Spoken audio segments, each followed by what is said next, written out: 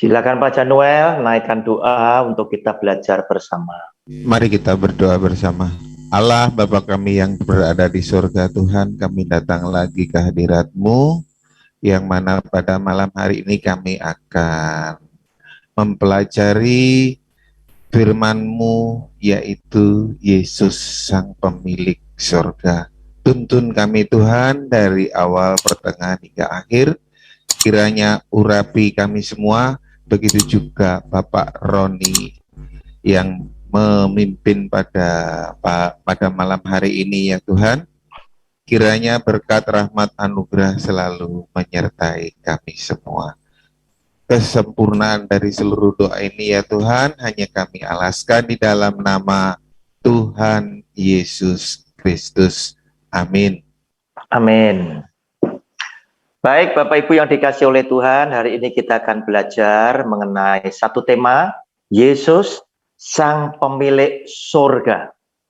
Nah saudara, sebelum kita masuk di dalam pembahasan judul ini, kita akan saksikan lebih dulu satu video, yaitu dari cuplikan yang saya dapat yang akan ditayangkan oleh Pak Fran. Silakan Pak Fran. Saya tertidur setelah kita semua nyanyikan Happy New Year. Saya pulang ke rumah 31 Desember 99, baru lewat berapa jam, 1 Januari 2000, akhirnya saya tidur juga di ranjang saya. Saya tidur dalam keadaan bahagia, saya nggak punya masalah. Hati saya lagi senang, tahun-tahun itu tahun-tahun breakthrough buat saya. Malah sejujurnya saya selalu berdoa, Tuhan, orang lain pernah dibawa ke surga, saya bawalah ke surga. Saya kepinginnya gitu, malah sebaliknya. Mungkin kalau saya dibawa ke surga, saya mungkin mau di sana, nggak mau pulang kali. Tapi kalau saya dibawa ke neraka, lebih berguna buat Anda. Tahukah saya dibawa ke neraka karena dosa siapa? Bukan karena dosa saya sudah diampuni. Saya sudah ditebus dan saya sudah terima. Ini loh, Anda sudah ditebus, nggak tentu sudah terima. Saya sudah ditebus, saya sudah terima. Saya ke neraka bukan karena dosa saya ke neraka karena dosamu. Karena dosa Anda. Saudara yang dikasih oleh Tuhan, ini adalah cuplikan khotbah yang saya terima. Pengkhotbahnya adalah seorang pendeta yang sangat terkenal di Indonesia, asal kota Surabaya, Pendeta Philip Mantova. Bapak Ibu, ada begitu banyak orang berkata, ini adalah satu kesaksian yang hebat. Namun buat saya, kritik buat Pendeta Philip Mantova, semoga kritik ini membangun Anda. Seharusnya kesaksian ini tidak perlu disaksikan. Apalagi dipakai sebagai salah satu model pengajaran kepada jemaat. Kenapa saya katakan demikian? Karena ini tidak memberikan manfaat apa-apa bagi pertumbuhan iman jemaat yang mendengar atau menonton video. Kenapa? Karena bisa menimbulkan salah persepsi bagi jemaat awam. Mereka akhirnya berpikir, berkesimpulan bahwa mimpi itu selalu dari Tuhan. Mimpi itu adalah pewahyuan dari Tuhan. Kita lihat tadi dari tayangan video, apa yang dikatakan oleh Pendeta Philip Mantova.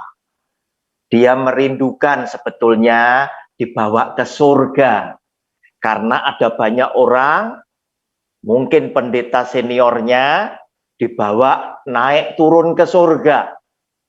Nah saudara, jangankan jemaat awam, sekelas Pendeta Philip Mantova saja berpersepsi demikian, bahwa apa yang disaksikan oleh orang-orang tersebut, para pendeta tersebut, itu adalah kebenaran. Padahal Tuhan itu tidak pernah berkepentingan atau punya keinginan untuk menyelamatkan atau menegur seseorang lewat mimpi orang-orang terkenal, termasuk pendeta yang hebat. Tidak pernah. Dan saya yakin sekelas Pendeta Philip Mantova, tentunya beliau tahu ayat firman Tuhan yang ini. Lukas 16 ayat 31. Bapak Ibu, silakan dicatat, nanti Anda harus baca mulai Lukas 16, mulai ayat 1, ayat 19 sampai 31. Nah, saya ceritakan lebih dulu secara singkat. Di situ diceritakan di dalam bacaan ini sampai ayat 31, ada seorang kaya yang hidupnya setiap hari dengan kemewahannya dia. Ada juga orang miskin namanya Lazarus. Tubuhnya penuh dengan borok.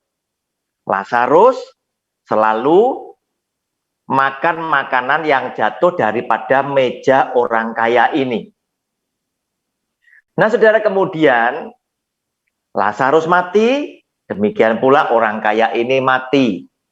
Orang kaya ini masuk dalam alam maut, penuh penderitaan, panas, dan penuh siksaan.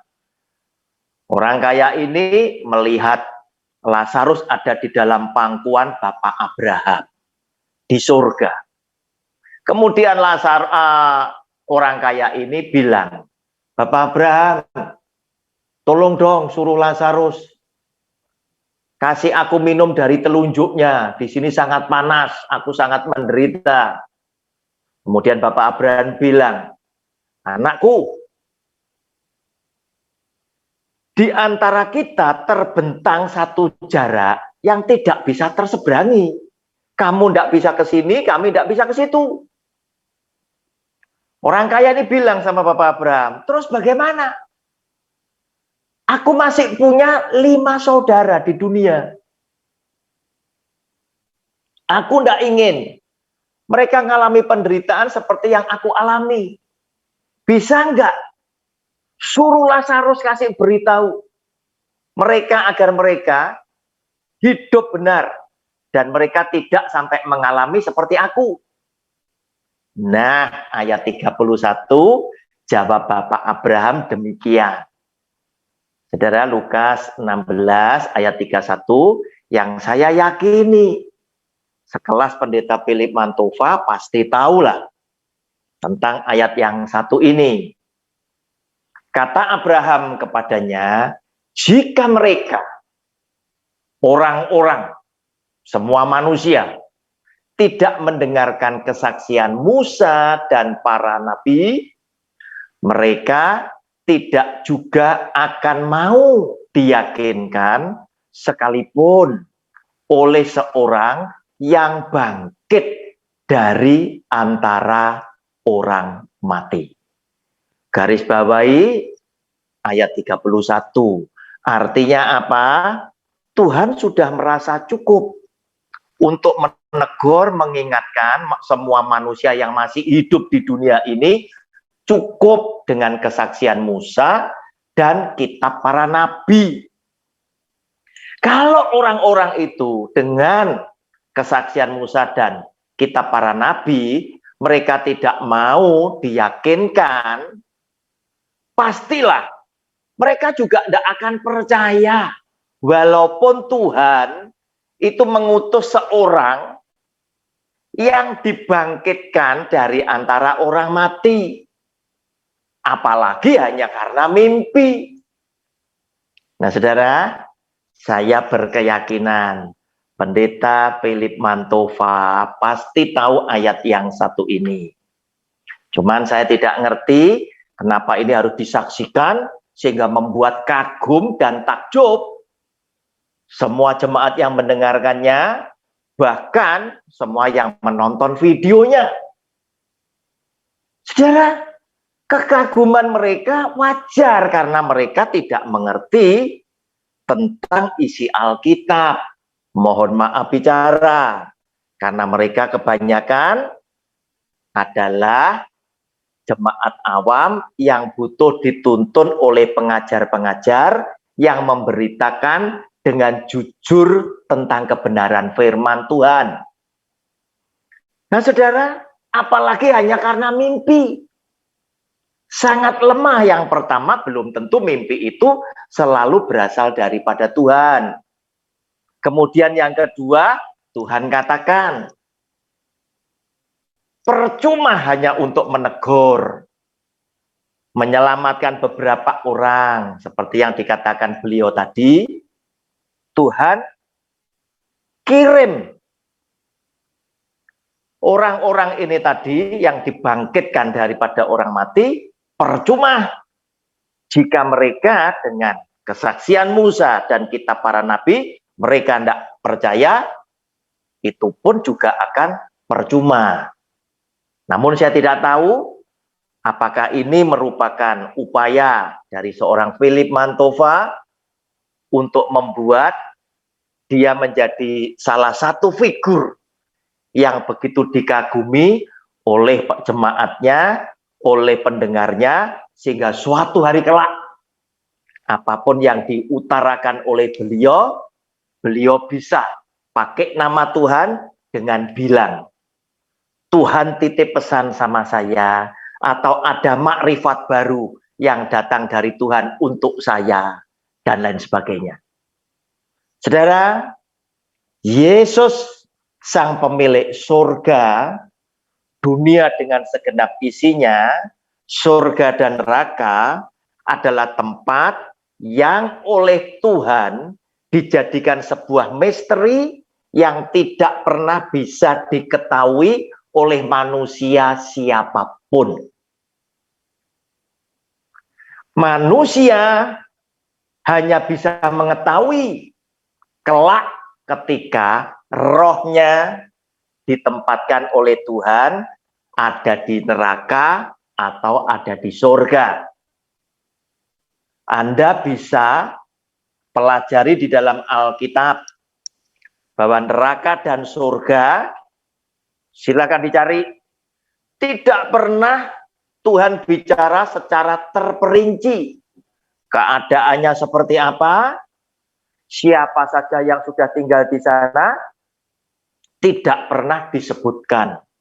Sehingga nasihat saya, jika Anda menonton video, dikatakan di situ, oh di neraka ada Michael Jackson, ndak usah percaya.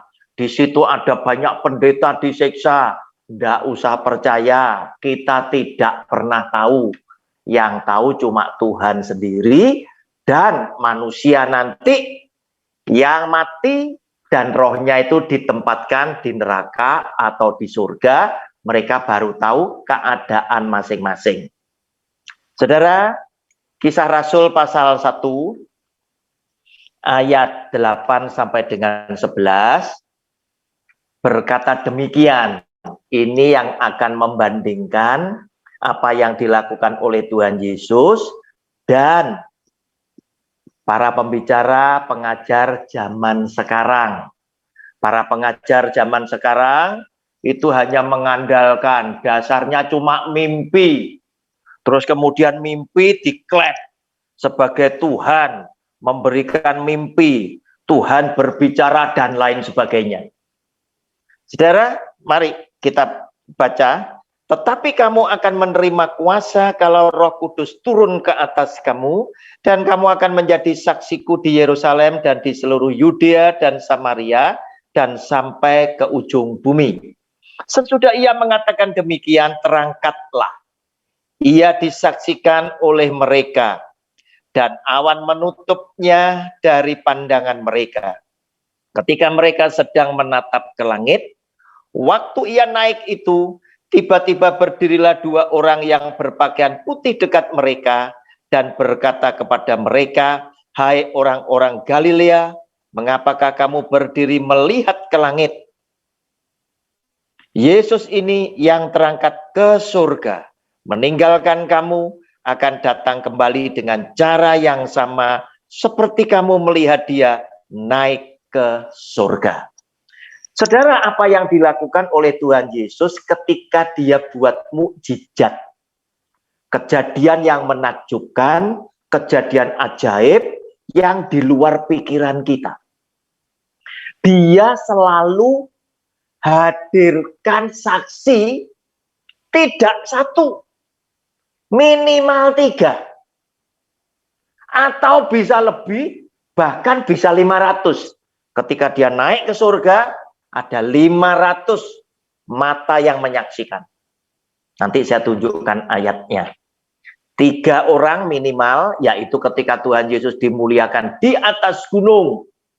Tuhan Yesus sedang ngobrol dengan Musa dan dengan Elia. Murid yang diajak naik ke atas gunung oleh Tuhan Yesus dan sempat menyaksikan kedahsyatan mukjizat Tuhan, yaitu Petrus, Yohanes, dan Yakobus. Kenapa? Tuhan selalu hadirkan saksi. Minimal 3, bahkan bisa 500. Karena Tuhan sebagai Sang Pencipta tahu bagaimana dasar berpikirnya saudara dan saya, manusia umat ciptaannya. Manusia punya kecenderungan baru percaya jika melihat bukti. Salah satunya Thomas.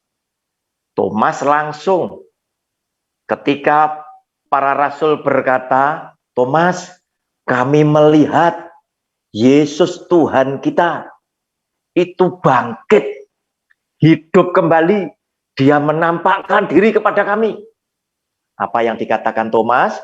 Thomas berkata, sekali-kali aku tidak akan percaya jika aku sendiri belum melihat dan mencucukkan jariku ke bekas lubang yang ada, lubang paku yang ada di tangannya. Saudara, oleh karena hal itulah, setiap kali Tuhan Yesus buat mukjizat yang menakjubkan, yang ajaib, selalu dia libatkan saksi dalam jumlah yang cukup banyak. Agar supaya orang boleh diyakinkan oleh saksi-saksi yang lain bahwa peristiwa itu pernah terjadi. Nah, saudara, ketika Tuhan Yesus sudah memberkati, dia naik ke surga. Ditutupi oleh awan-awan. Dan semua sujud tersungkur. Dan ada 2 malaikat yang memberitahukan, hai orang Galilea, mengapa engkau melihat Yesus yang naik ke surga? Lihat, dia yang sudah naik ke surga, nanti akan datang untuk kedua kalinya dengan cara yang sama. Dari surga, dia akan turun kembali. Saudara boleh garis bawahi ayat yang ke-11 itu adalah hari yang nanti akan terjadi juga digenapi ketika dia datang untuk menghakimi orang yang hidup dan orang yang mati. Saudara, ketika dia naik ke surga, tadi saya katakan ada orang sebanyak 500. 1 Korintus pasal 15 ayatnya yang ke-6 sampai dengan 8. 1 Korintus pasal 15 ayatnya yang ke-6.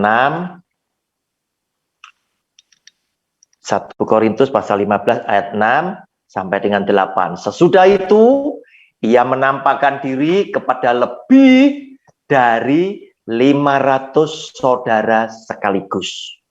Kebanyakan dari mereka masih hidup sampai sekarang ketika Alkitab itu ditulis maksudnya. Tetapi beberapa di antaranya telah meninggal. Lanjut. Selanjutnya ia menampakkan diri kepada Yakobus, kemudian kepada semua rasul. Dan yang paling akhir dari semuanya, ia menampakkan diri juga kepadaku, kepada Rasul Paulus. Sama seperti kepada anak yang lahir sebelum waktunya. Saudara, kapan Tuhan Yesus menampakkan diri kepada Rasul Paulus? Yaitu ketika dia berjalan ke Damsyik, kemudian Rasul Paulus mendapatkan mukjizat, yaitu melihat sinar yang begitu menyilaukan pandangannya dia sehingga membuat dia rebah ke tanah dan dia buta selama 3 hari, tidak bisa melihat. Yaitu kita lihat Kisah Rasul pasal 9 ayat 3 sampai 5 lebih dulu, baru 6 sampai 7. Kisah Rasul 9 ayat 3, dalam perjalanannya ke Damsyik ketika ia sudah dekat kota itu, tiba-tiba cahaya memancar dari langit mengelilingi dia. Ia rebah ke tanah dan kedengaranlah olehnya suatu suara yang berkata kepadanya, Saulus, Saulus, mengapakah engkau menganiaya aku? Jawab Saulus, siapakah engkau Tuhan? Katanya, akulah Yesus yang kau aniaya itu. Saudara, inilah yang terjadi atas Saulus. Yesus Kristus Tuhan menampakkan diri sekaligus memanggil Saulus yang pada waktu itu hendak menangkap, menyiksa, bahkan membunuh pengikut Kristus. Tetapi Saulus sebagai orang yang cerdas, atas peristiwa yang ajaib itu otaknya langsung menyimpulkan, ini pasti Tuhan yang berbuat atas dia. Oleh karena itu, dia langsung bertanya, siapakah engkau Tuhan? Dan di balik cahaya tadi, keluar suara, akulah Yesus yang telah engkau aniaya. Nah, saudara yang dikasih oleh Tuhan, ayat 6 sampai dengan ayat yang ke-7. Lihat bagaimana Yesus Tuhan pun terhadap Saulus, dia tidak lupa menghadirkan saksi. Ayat 6. 1 Korintus 15 ayat 6 dan 7. 1 Korintus 15 ayat 6 dan 7. Sesudah itu ia menampakkan diri kepada lebih dari 500. Kisah Rasul, maaf. Kisah Rasul 9 ayat 6 dan 7. Kisah Rasul pasal 9 ayat 6 dan 7. Tetapi bangunlah dan pergilah ke dalam kota, di sana akan dikatakan kepadamu apa yang harus kau perbuat. Ayat 7. Maka termangu-mangulah teman-temannya seperjalanan. Silakan digarisbawahi. Karena mereka memang mendengar suara itu, tetapi tidak melihat seorang juga pun. Nah, teman-teman seperjalanan Saulus inilah yang oleh Tuhan Yesus dijadikan sebagai saksi atas peristiwa ajaib yang dialami oleh Saulus. Mereka mendengar suara, tetapi mereka tidak tahu siapa yang berkata-kata. Dan teman seperjalanan inilah salah satu saksi yang dipakai oleh Tuhan Yesus atas peristiwa ajaib yang terjadi di dalam hidup Saulus. Nah, saudara yang dikasih oleh Tuhan, maka saudara, Kisah Rasul pasal 1 ayat 11 yang tadi digarisbawahi, itu akan digenapi. Sebab di dalam Wahyu pasal 1 ayat 7 dan ayat 8, Yesus Kristus Tuhan itu berkata, saudara, Wahyu pasal 1 ayat 7 dan 8, lihatlah ia datang dengan awan-awan. Sama ya, dengan Kisah Rasul pasal 1 ayat 11 tadi. Lihatlah ia datang dengan awan-awan. Juga sama dengan Matius pasal 25 ayat 31 dan seterusnya. Ya, ia datang dengan awan-awan dan setiap mata akan melihat dia. juga mereka yang telah menikam dia, dan semua bangsa di bumi akan meratapi dia. Ya, amin. Berarti ia atau dia ini adalah Yesus yang ditikam tadi. Aku adalah Alfa dan Omega. Firman Tuhan Allah yang ada, ya, dan yang sudah ada, dan yang akan datang, yang maha kuasa. Saudara yang dikasihi oleh Tuhan, oleh karena itu, ketika dia naik ke surga pun, dia melibatkan begitu banyak saksi, mulai kelahirannya dia, mulai mukjizat yang dibuat oleh dia, sampai kepada dia mati, dibunuh di atas kayu salib, dikuburkan, dan pada hari ketiga dibangkitkan dari antara orang mati oleh Bapaknya, kubur yang kosong, serta dia menampakkan diri, serta dia naik ke surga. Dia selalu melibatkan begitu banyak saksi yang bisa bercerita tentang peristiwa ajaib untuk memuliakan Yesus yang adalah Tuhan. Karena itu saudara, demikian lemahnya jika pada zaman sekarang ada begitu banyak pengajar, para pendeta mengajarkan ajaran mereka hanya berdasarkan mimpi yang mereka dapat yang belum tentu daripada Tuhan. Apalagi tadi sudah saya buktikan dalam Lukas 16 ayat 31, Tuhan tidak perlu lagi menegur, Tuhan tidak perlu lagi mengingatkan, karena sudah ada kesaksian Musa dan kitab para nabi. Jadi sudah tidak perlu mengutus pendeta Philip Mantova untuk mengingatkan jemaatnya agar beberapa dari mereka itu diselamatkan. Saudara, mari kita masuk lagi. Pak Fran, bisa ditayangkan video itu sekali lagi. Kita akan lihat lebih jauh ya, apa yang dilakukan oleh Rasul Paulus dan tokoh Alkitab yang lain di luar Tuhan Yesus.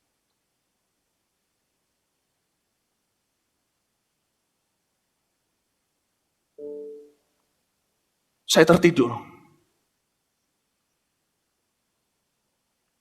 Setelah kita semua nyanyikan Happy New Year, saya pulang ke rumah 31 Desember 99, baru lewat berapa jam, pas 1 Januari 2000, akhirnya saya tidur juga di ranjang saya.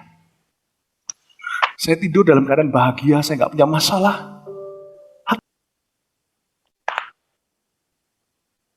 Pernah dibawa ke surga, saya bawalah ke surga. Saya kepinginnya gitu, malah sebaliknya. Mungkin kalau saya dibawa ke surga, saya mungkin mau di sana, tak mau pulang kali. Tapi kalau saya dibawa ke neraka, lebih berguna buat Anda. Tahukah saya dibawa ke neraka karena dosa siapa? Bukan karena dosa saya sudah diampuni. Saya sudah ditebus dan saya sudah terima. Ini loh, Anda sudah ditebus, nggak tentu sudah terima. Saya sudah ditebus, saya sudah terima. Saya ke neraka bukan karena dosa saya ke neraka karena dosamu. Saudara, dengan begitu yakin pendeta Philip Mantova berkata, dosanya sudah ditebus dan dia sudah terima. Tetapi Anda sudah ditebus, belum tentu Anda terima. Saudara, belum tentu jemaat yang sederhana, para janda, orang yang miskin, tidak memiliki hidup yang lebih berkenan loh.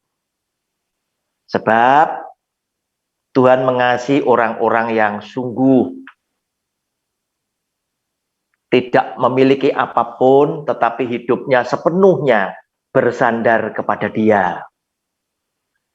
Nah saudara, mungkin Anda pun bertanya dengan saya, apa salahnya orang menyaksikan mimpinya? Bukankah Yakub bermimpi juga ditulis di dalam Alkitab? Demikian pula dengan Salomo. Dia bertemu dengan Tuhan di dalam hidupnya 2 kali lewat mimpi. Bapak Ibu, Abraham tadi berkata di dalam Lukas itu di perjanjian baru. Sedangkan mimpi Yakub di perjanjian lama. Transkripnya itu memang ada, dan ternyata mimpi Yakub, mimpi daripada Salomo, semuanya digenapi. Sehingga tertulis di dalam Alkitab. Tetapi, jika Anda bertanya, kenapa mimpi apakah tidak boleh? Inilah perbedaannya seorang pendeta Philip Mantova dengan Rasul Paulus. Kita lihat 2 Korintus pasal 12 ayat 1 sampai dengan ayat yang ke-10. Judul bacaannya adalah Paulus menerima penglihatan dan penyataan. Sama ya. Tetapi bedanya Paulus itu dengan rendah hati.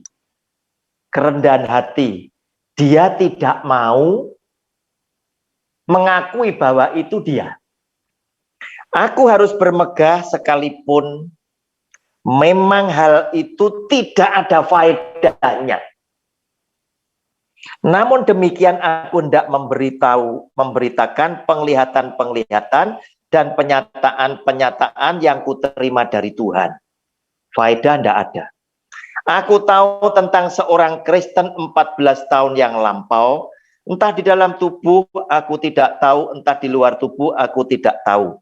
Allah yang mengetahuinya. Orang itu tiba-tiba diangkat ke tingkat yang ketiga dari surga. Aku juga tahu tentang orang itu, entah di dalam tubuh, entah di dalam luar tubuh, aku tidak tahu. Allah yang mengetahuinya. Ia tiba-tiba diangkat ke Firdaus, dan ia mendengar kata-kata yang tak terkatakan, yang tidak boleh diucapkan manusia.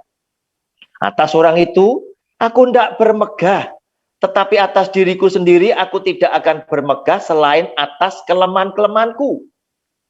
Sebab sekiranya aku hendak bermegah juga, aku bukan orang bodoh lagi, karena aku mengatakan kebenaran, tetapi aku menahan diriku supaya jangan ada orang yang menghitungkan, maksudnya memperhitungkan kepadaku lebih daripada yang mereka lihat padaku atau yang mereka dengar daripadaku.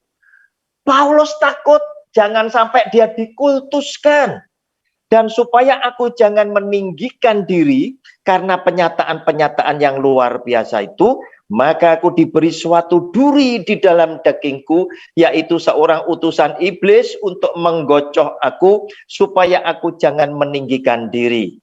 Tentang hal itu aku sudah 3 kali berseru kepada Tuhan, supaya utusan iblis itu mundur daripadaku. Tetapi jawab Tuhan kepadaku, cukuplah kasih karuniaku bagimu, sebab justru dalam kelemahanlah kuasaku menjadi sempurna. Sebab itu terlebih suka aku bermegah atas kelemahanku, supaya kuasa Kristus turun menaungi aku. Karena itu aku senang dan rela di dalam kelemahan, di dalam siksaan, di dalam kesukaran, di dalam penganiayaan dan kesesakan oleh karena Kristus, sebab jika aku lemah maka aku kuat. Saudara, beda sekali ya. Rasul Paulus menahan diri untuk tidak mengakui bahwa dia yang mengalami. Dia pakai istilah aku tahu tentang seorang Kristen 14 tahun yang lampau. Ayat yang kedua. Karena apa? Rasul Paulus takut dirinya diperhitungkan melebihi dia yang sesungguhnya, yang adalah manusia yang wajar. Sama seperti Elia adalah manusia biasa. Nah, saudara, berarti kita simpulkan orang-orang yang memang asli dipakai oleh Tuhan, yang pertama memiliki kerendahan hati. ditunjukkan oleh Tuhan Yesus, ditunjukkan oleh Rasul Paulus, ditunjukkan oleh Elia. Selalu Tuhan Yesus berkata, apa yang aku lakukan bukan dari aku, tetapi dari Dia yang telah mengutus aku. Kemudian yang kedua, orang yang dipakai oleh Tuhan asli dipakai, pasti memiliki kasih yang sangat luar biasa, teristimewa. Jika dia adalah orang yang dipakai menyampaikan firman Tuhan, dia akan menyampaikan firman Tuhan yang benar, agar supaya jemaat mendapatkan firman Tuhan yang sesuai dengan pikiran Allah. Saudara, demikian pula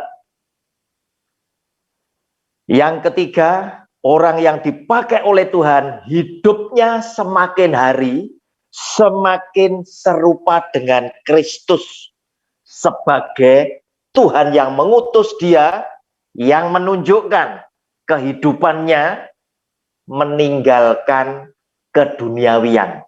Sebab firman-Nya berkata, kalau engkau mengasihi dunia dengan segenap isinya, yang terdiri dari tiga, keinginan daging, keinginan mata, keangkuhan hidup,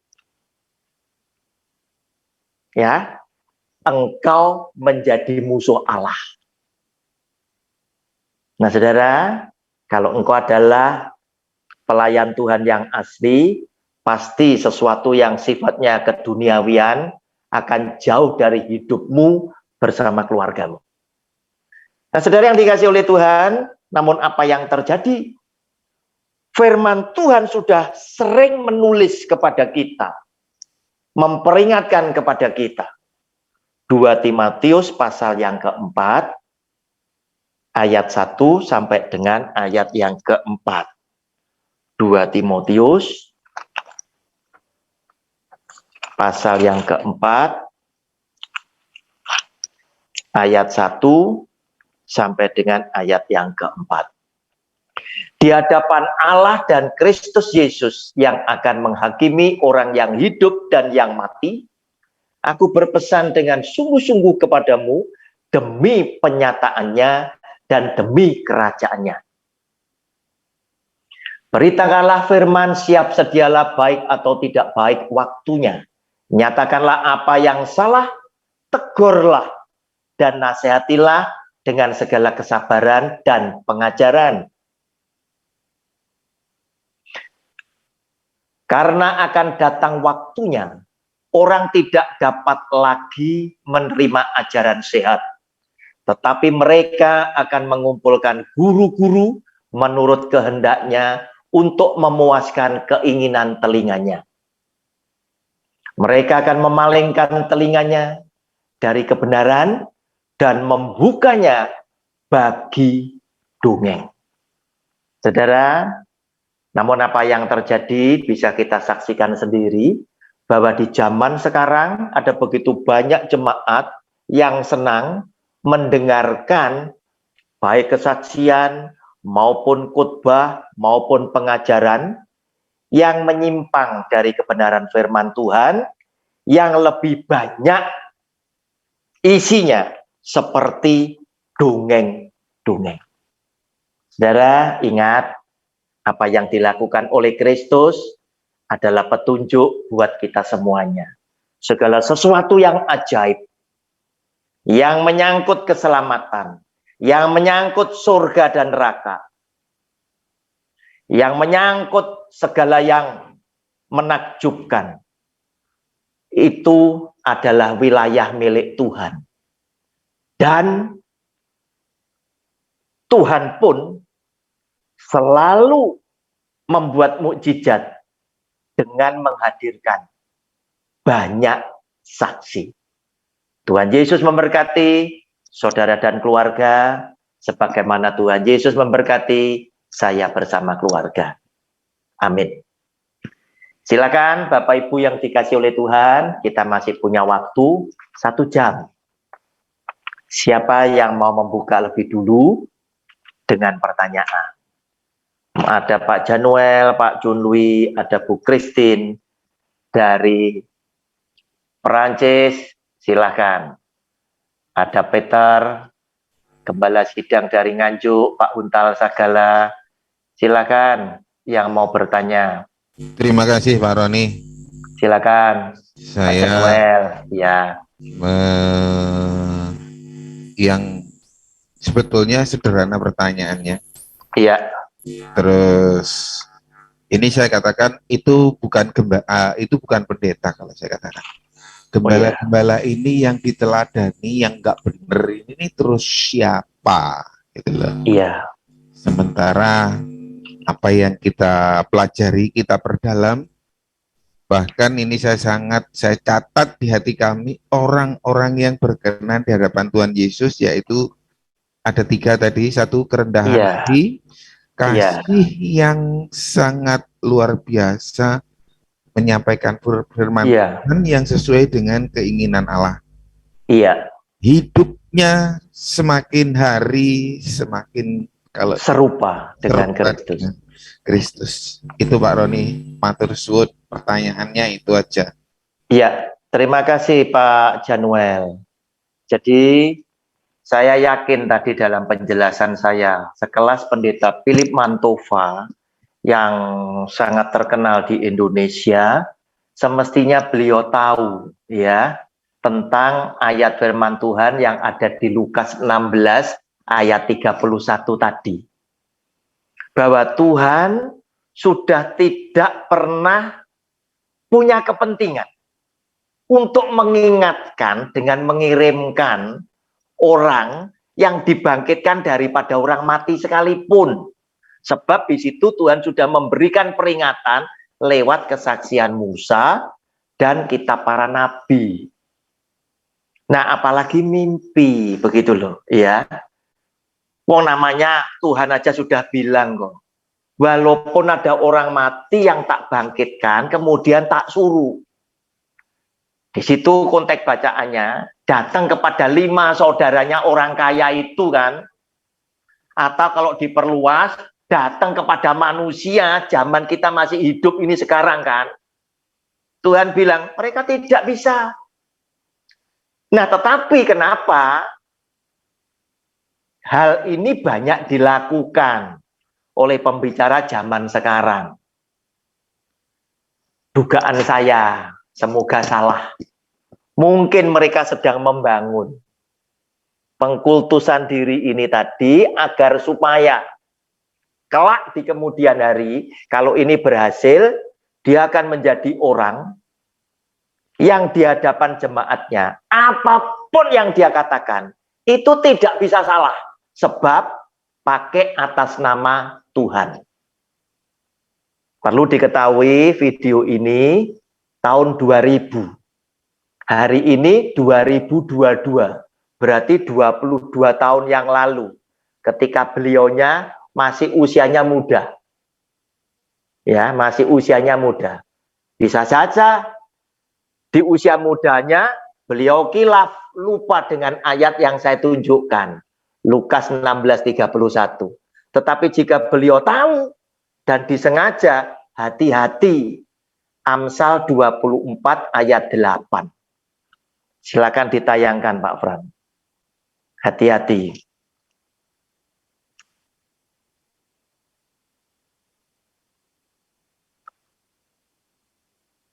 Amsal, iya. Siapa selalu merencanakan kejahatan akan disebut penipu.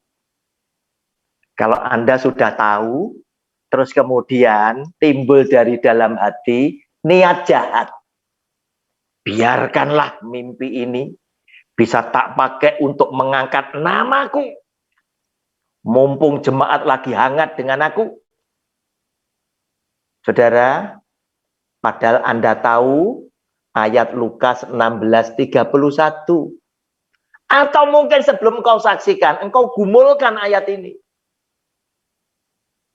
Amsal berkata, setiap orang yang punya rencana jahat dalam hatinya, itu disebut penipu. Demikian Pak Januel, terima kasih. Silakan yang lain.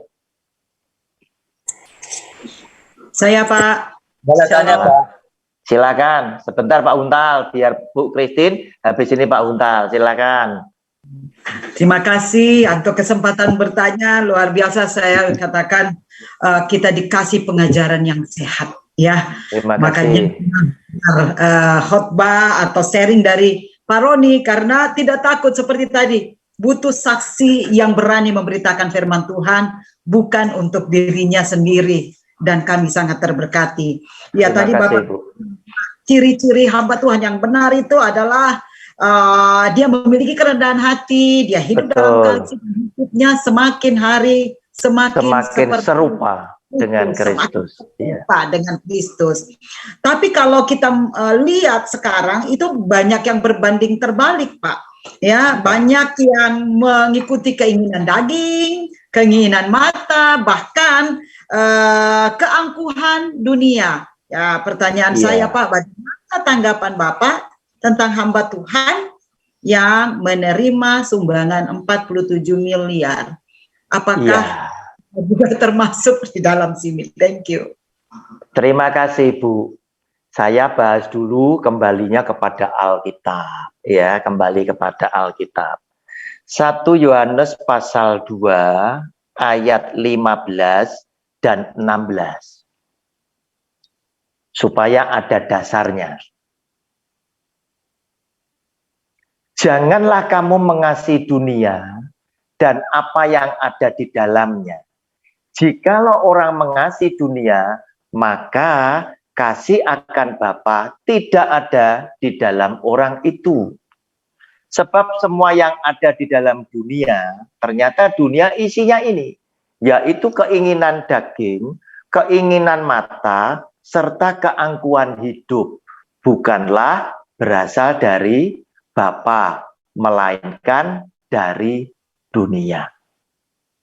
Bapak Ibu yang dikasih oleh Tuhan, pertanyaannya Bu Christine tadi, bagaimana juga dengan hamba-hamba Tuhan yang kenyataannya hidupnya terbalik dengan keterangan saya tadi.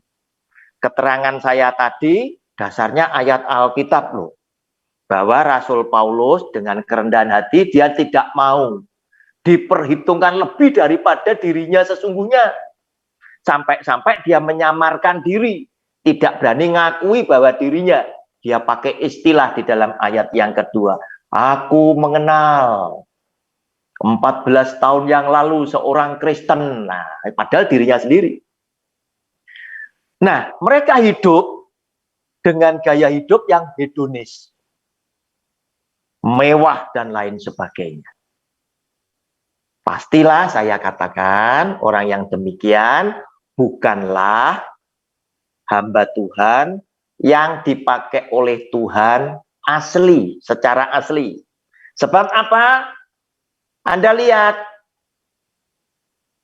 orang kaya tadi mati masuk alam maut, itu karena apa? Setiap hari mereka hidup di dalam kemewahannya.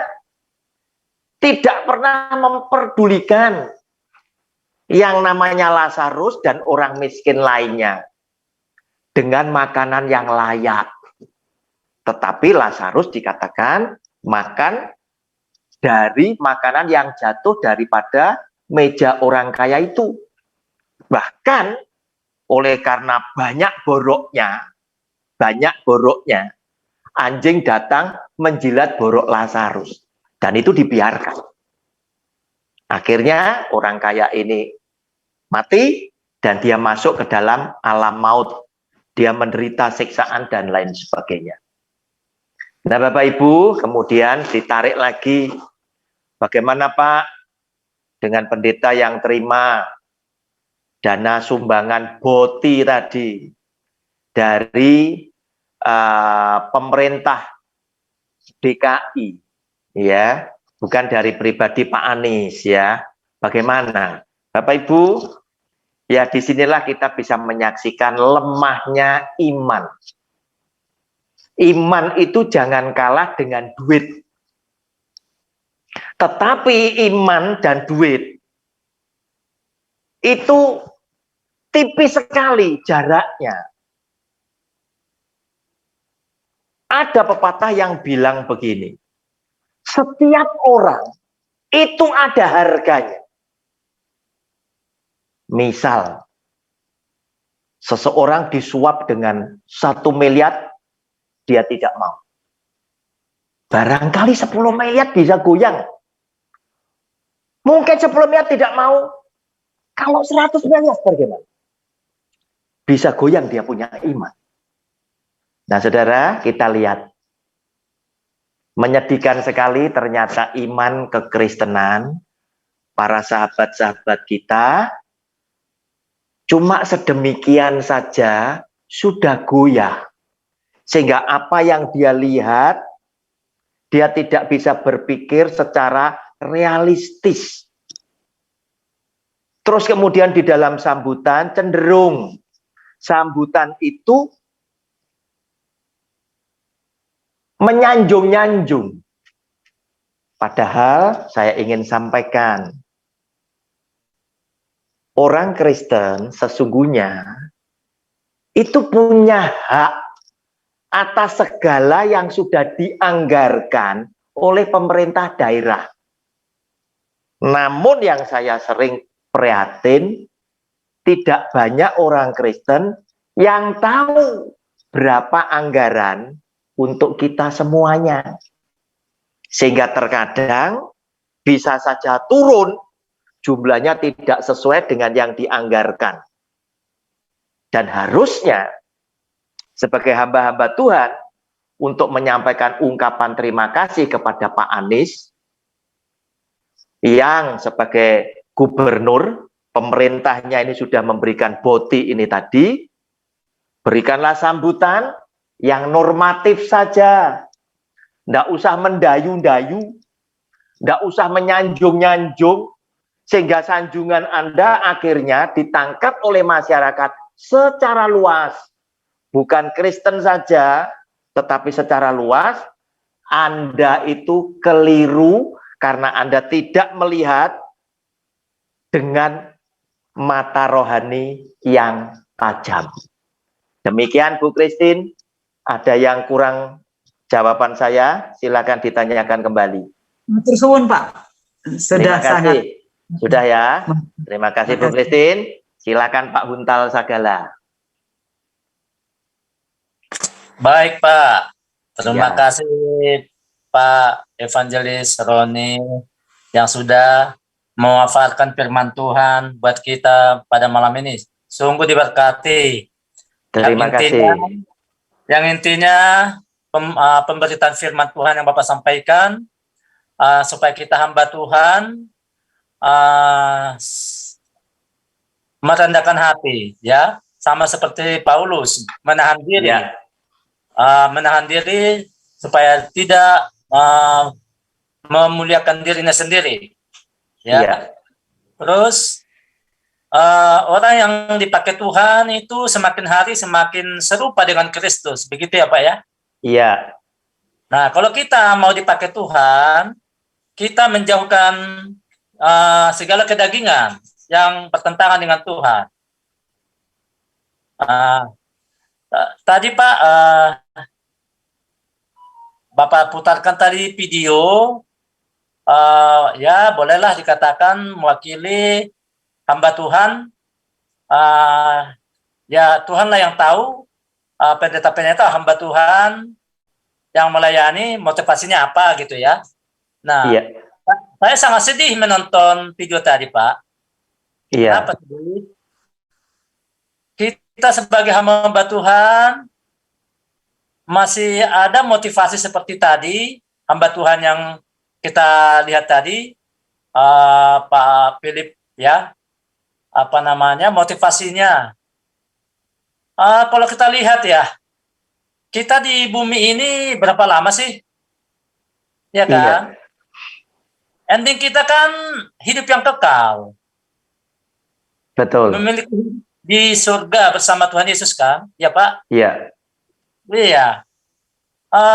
Saya lihat sia-sia kita melayani selama kita hidup di dunia sebagai hamba Tuhan, apapun labelnya, pendeta atau penginjil atau evangelis, kalau motivasi kita seperti yang di video tadi, wah, nanti Matius 7, seperti di Matius 7 ayat 21 sampai 23 itu nanti hukumannya, Pak. Iya, Iya, jadi saya melihat sedih. Kalau masih ada hamba Tuhan, ini menurut pribadi saya, Pak ya. Jadi sangat kita harusnya sangat takutlah melakukan seperti itu. Itu kan hanya sementara lah. Buat apa itu? Buat apa kita capek-capek melayani? Kalau toh juga nanti nggak bersama Tuhan Yesus selama-lamanya, sia-sia kita yang paling malang di dunia ini. Menurut pemahaman saya, Pak. iya. Pertanyaannya? Pertanyaan saya, Pak, bagaimana ini supaya hamba Tuhan ini, hamba Tuhan, ya jangan termotivasi ke sana lah. Imannya jangan seperti itu. Bagaimana menegur itu? Iya, sudah? Ya, seperti itu pertanyaan sementara. Iya, Pak Untal Sagala. Kita mesti sadari, ya, kita tidak harus selalu bisa. Nasihat kita, teguran kita diterima oleh sahabat-sahabat yang sementara jalan di luar garis kebenaran firman Tuhan. Ya. Tetapi dengan kasih, kita jangan pernah merasa jemu untuk menyuarakan kebenaran. Walaupun saat saya menyampaikan hal seperti ini, pastilah saya dapat serangan balik. Dari siapa? Yang pertama, dari teman-teman sejawat beliau yang punya aliran sama. Yang pertama. Sebab apa? Beliau sendiri dalam video tadi berkata, Tuhan, bawa aku ke surga. Orang lain kan engkau bawa ke surga. Aku kepengen ke surga. Berarti apa? Beliau juga percaya kesaksian teman-temannya itu. Nah, ini yang akan menghantam saya. Belum lagi jemaat yang fanatik. Sebab apa?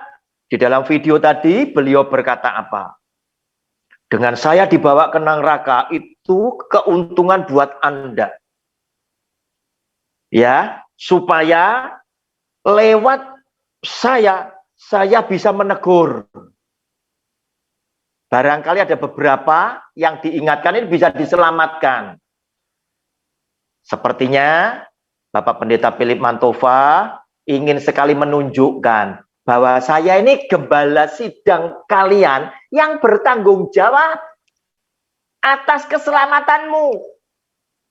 Dan saya terpilih oleh Tuhan untuk menyampaikan pesan khusus dari Tuhan kepada kalian. Mohon maaf bicara, belum tentu benar dalam tanda kutip. Mungkin beliau berpikir, kalau ini masuk, pengajaran ini masuk, maka apapun yang nantinya saya ucapkan, kalian pasti terima 100%. Nah, ini yang berbahaya. Sebab apa berbahayanya? Tidak sesuai dengan isi firman Tuhan yang tertulis dalam kitab suci. Nah, Bapak Ibu, menyampaikan kebenaran bukanlah hal yang mudah. Dibutuhkan ketulusan hati, dibutuhkan keberanian untuk berbicara, dibutuhkan pengertian dari Tuhan agar supaya kita pun juga menyampaikan sesuatu dengan benar. Orang sekelas Petrus saja bisa salah. Ketika Tuhan Yesus mulai memberitakan penderitaan dan kematiannya dia, serta kebangkitannya dia pada hari ketiga, apa yang dikatakan oleh Petrus?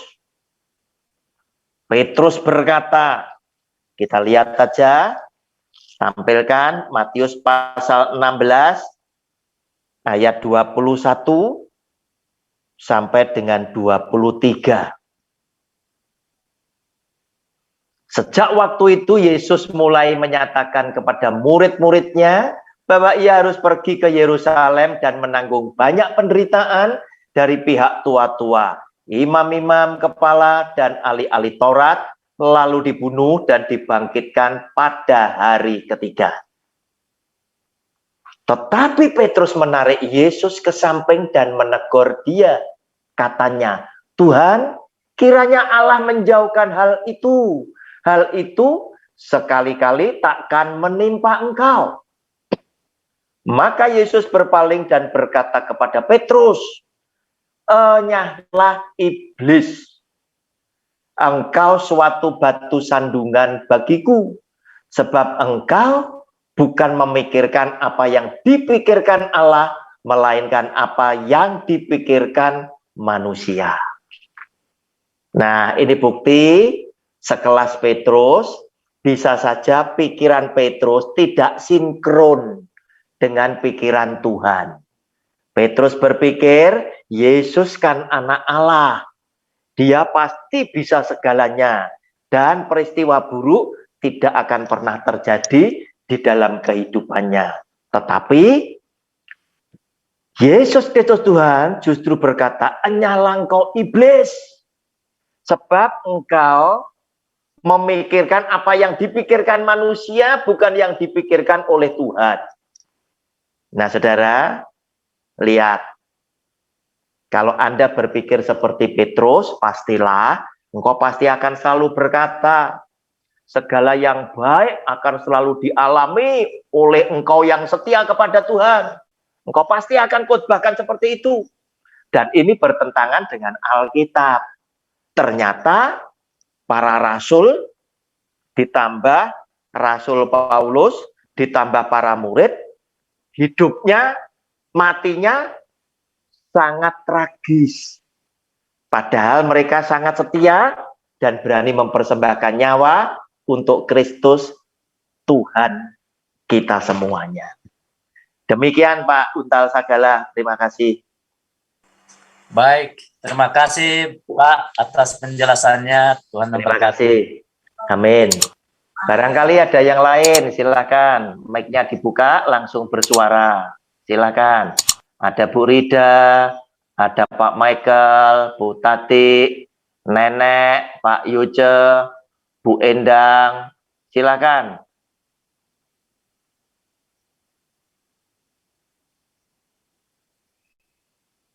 Bu Meli, silakan. Pak Effendi Wongso.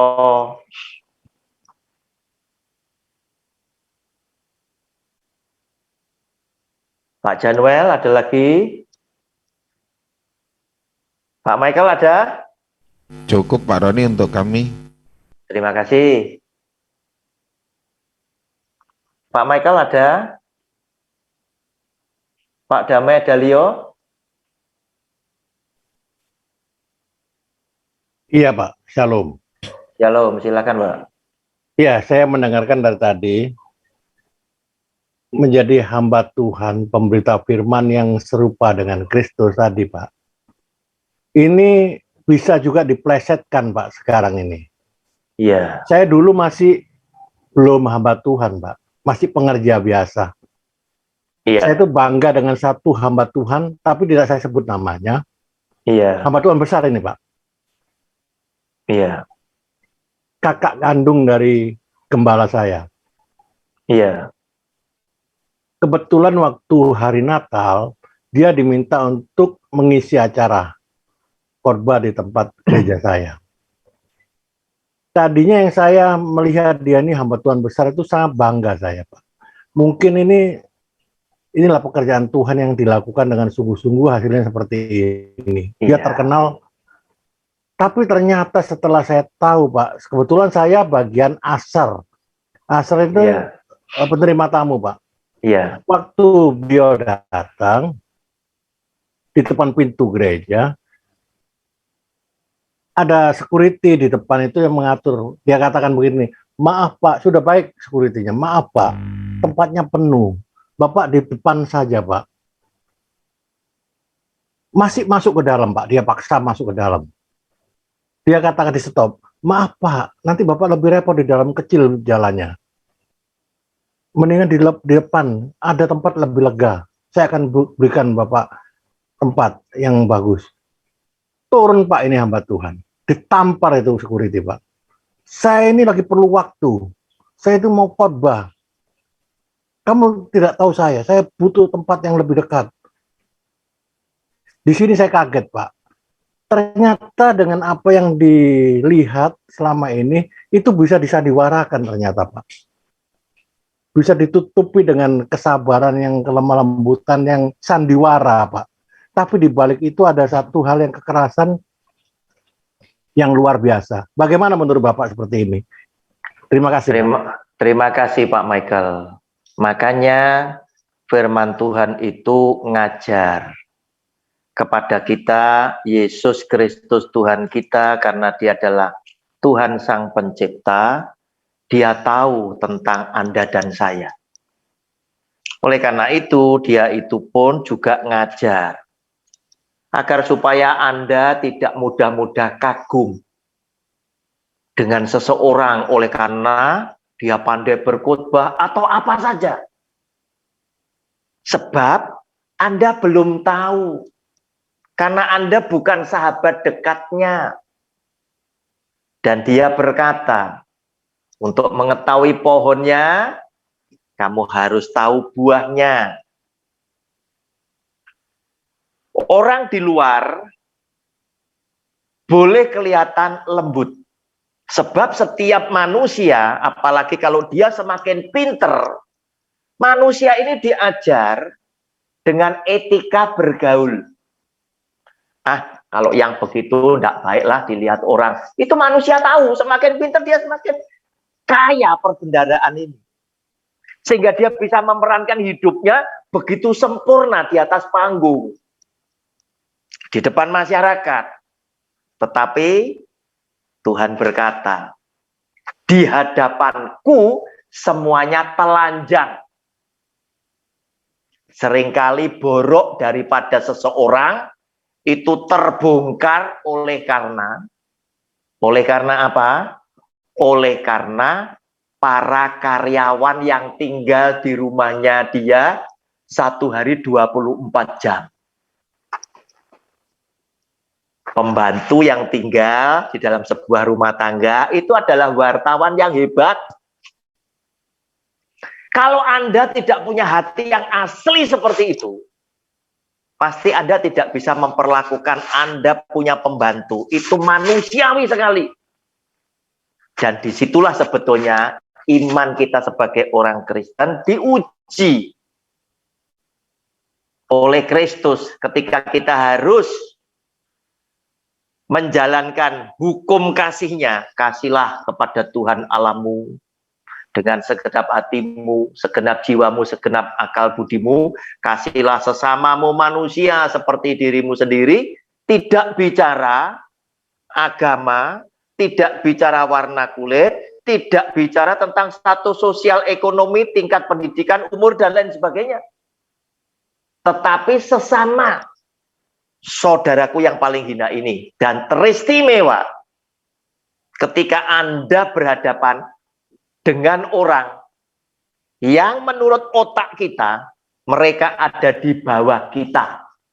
Mungkin tentang status sosial, mungkin tentang kedudukan, mungkin tentang hal yang lain. Apakah Anda bisa memanusiakan saudaraku yang paling hina ini? Itulah domba yang ada di sebelah kanan Tuhan Yesus. Demikian Pak Michael, terima kasih.